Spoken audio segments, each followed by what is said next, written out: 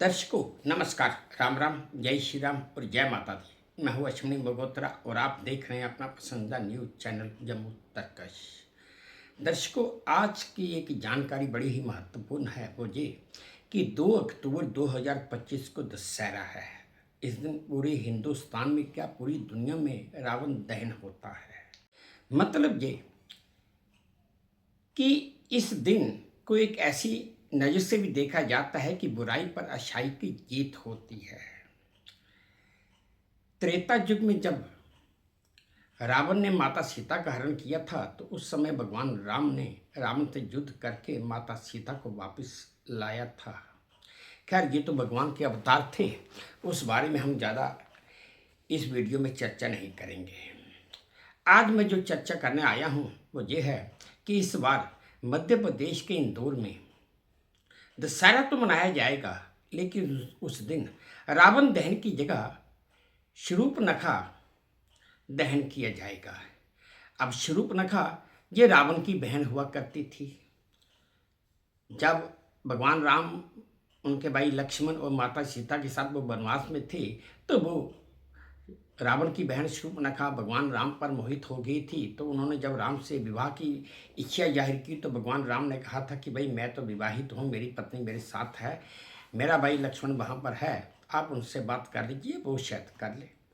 जब वो लक्ष्मण के पास गई तो लक्ष्मण ने उन्हें बहुत समझाया। जब वो नहीं मानी तो उन्होंने देखा कि भाई ये माता सीता है, तो इनकी वजह से भगवान राम ने मुझे ठुकराया है। तो उन्होंने क्रोधित हो गई और माता सीता के ऊपर आक्रमण करने के लिए तैयार थी कि लक्ष्मण ने उनकी नाक काट दी। बस वो कटी हुई नाक लेकर अपने भाई लंका में रावण के पास चली गई। उसके बाद युद्ध हुआ, जो आप सबको पता ही है।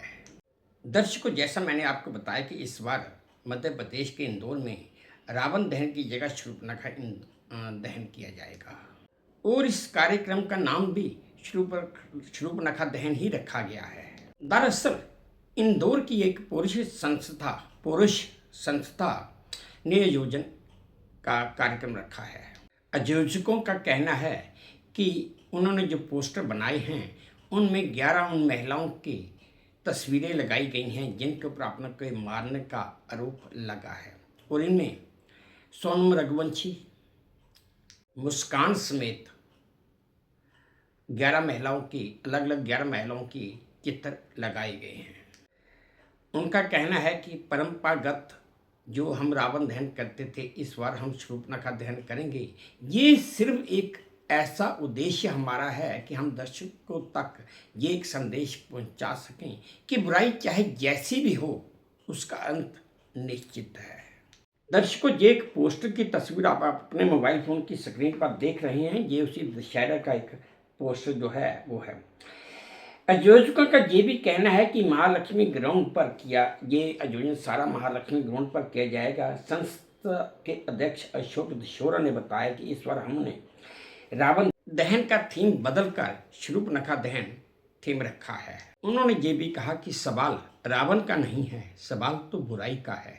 उन्होंने बताया कि जैसे पिछले कुछ दिनों में कि हम सब ने देखा कि कैसे कई लड़कियों ने, महिलाओं ने अपने अपने पति की हत्या की है, ये भी तो एक सामाजिक बुराई ही है।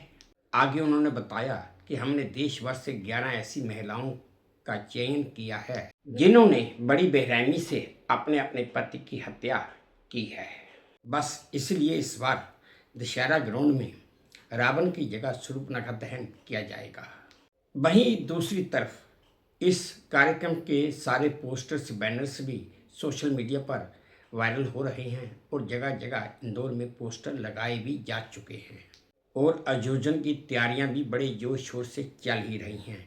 इसके साथ उन्होंने बताया कि कार्यक्रम से 1-2 दिन पहले ऑडियो अनाउंसमेंट भी पूरे शहर में की जाएगी।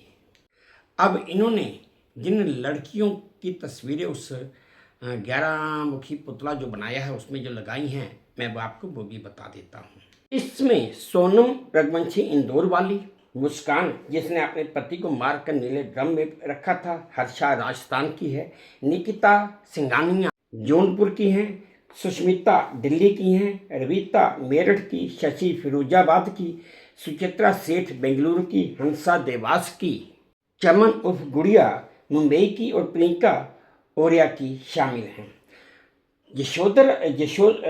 दशोदा ने, माफ कीजिएगा दर्शकों, मैं नाम गलत बोल गया, दरअसल इनका नाम दशोरा है। दशोरा ने ये भी बताया कि पहले बॉम्बे पूर्व अस्पताल चौक से शूर्पणखा और उसकी सेना का जुलूस निकाला जाएगा और ये जुलूस भी पूरे उसी तरीके से ढोल नगाड़ों के साथ ही निकाला जाएगा, जो महालक्ष्मी ग्राउंड पर आकर खत्म हो जाएगा। और फिर इसी महालक्ष्मी ग्राउंड में दशहरे वाले दिन शाम 6:30 बजे ये शूर्पणखा दहन किया जाएगा।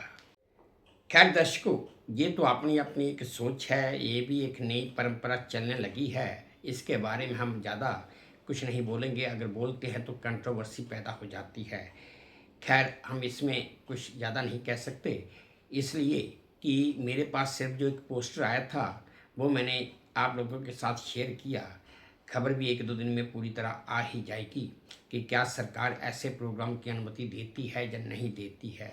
खैर वो भी सरकार का मुद्दा है, हमारा नहीं। खैर दर्शकों, ये थी मेरी आज की एक छोटी सी जानकारी जो मैंने आप सबके साथ साझा की। उम्मीद करता हूँ कि आप सबको पसंद आई होगी, अच्छी लगी होगी। अगर अच्छी लगी है, पसंद आई है, तो मेरी वही प्रार्थना कि प्लीज़ मेरे इस चैनल को लाइक कर दीजिए, शेयर कर दीजिए और सब्सक्राइब भी कर दीजिए।